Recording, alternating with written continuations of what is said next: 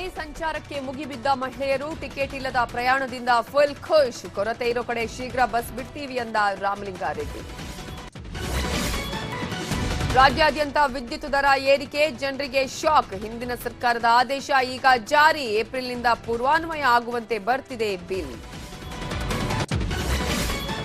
Mysuru Bengaluru express way ಅವೈಜ್ಞಾನಿಕ ಅಕ್ರಮ ಆರೋಪ. ತನಿಖೆಗೆ ಸರ್ಕಾರ ಬದ್ಧ ಅಂದ ಸಚಿವ ಚೆಲುವರಾಯ ಸ್ವಾಮಿ. ಟೋಲ್ ಸಂಗ್ರಹದ ವಿಚಾರದಲ್ಲೂ ಅಪಸ್ವರ. ಬೆಳ್ಳಂ ಬೆಳಗ್ಗೆ ಜವರಾಯನ ಅಟ್ಟಹಾಸ. ಚಿತ್ರದುರ್ಗದಲ್ಲಿ ಲಾರಿಗೆ ಕಾರ್ ಡಿಕ್ಕಿಯಾಗಿ ಇಬ್ಬರ ದುರ್ಮರಣ. ಅತ್ತ ಹುಣಸೂರಿನಲ್ಲಿ ಬಸ್ ಕಾರು ಅಪಘಾತದಲ್ಲಿ ಓರ್ವ ಸಾವು.